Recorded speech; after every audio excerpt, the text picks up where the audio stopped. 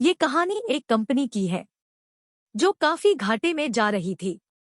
Company का मालिक और कर्मचारी इस बात से काफी परेशान थे क्योंकि कंपनी की ग्रोथ के साथ साथ उनकी ग्रोथ भी रुकी हुई थी।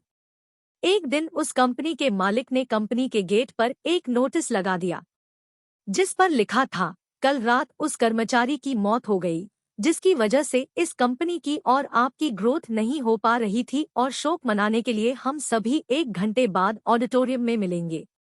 ये बात सुनकर सभी कर्मचारी थोड़ा दुखी भी थे और खुश भी थे। दुखी इसलिए थे क्योंकि उनके साथ का ही कोई अब इस दुनिया में नहीं रहा, लेकिन वो इस बात से खुश भी थे कि अब वो व्यक्ति नहीं रहा जिसकी वजह से उनकी और उनकी कंपनी दोनों की ग्रोथ नहीं हो पा रही थी। और हर कर्मचारी यह भी देखना चाहता था कि आखिर वह व्यक्ति था कौन।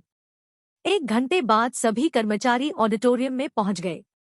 ऑडिटोरियम में एक कॉफिन रखा हुआ था और बारी बारी से सभी कर्मचारियों को उस व्यक्ति को देखने का मौका मिला, लेकिन जब भी कोई कर्मचारी उस कॉफिन के अंदर देखता तो वो मायूस हो जाता और सर झुकाकर वहां से चला जाता, क्योंकि उस कॉफिन के अंदर एक आईना रखा हुआ था। जो कोई भी उसके अंदर देखता तो उसे अपना ही चेहरा नजर आता। उस कॉफिन में खुद को देखकर कर्मचारी ये बात समझ गए कि कंपनी की ग्रोथ किसी और की नहीं बल्कि उन्हीं लोगों की वजह से कम हो रही है जो उस कंपनी में काम करते हैं।